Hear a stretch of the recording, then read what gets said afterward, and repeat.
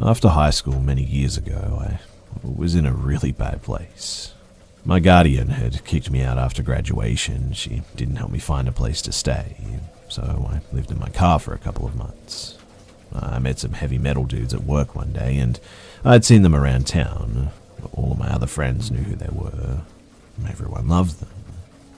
We became friends over a couple of months, and they offered for me to move in with them.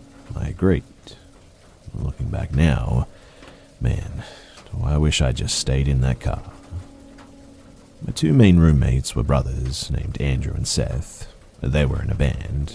They also believed in, a cult and anything of that sort. I never really personally believed in that stuff, but I'm not one to tell someone what they should believe. They had to let me live with them rent-free for several months, so who was I to complain? Being the only female in a house full of young men, though, I was always sort of looking over my shoulder. I mean, you never know who you can trust, right?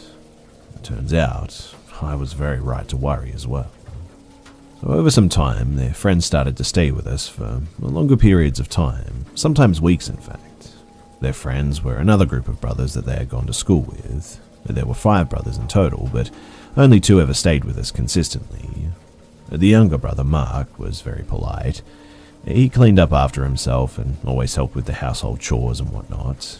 The other brother, Adam, had a laundry list of mental problems. He had apparently done some, bad drugs back in the day or something, and it had developed into what seemed like psychosis of the religious sort.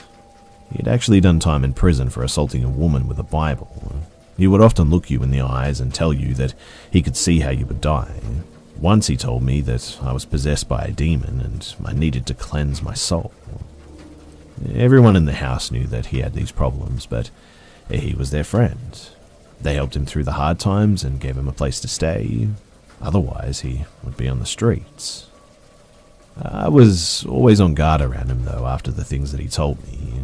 Nobody else seemed to be as concerned as I was, but they should have been. Because one day, I was sleeping and my phone rang. It was my boss.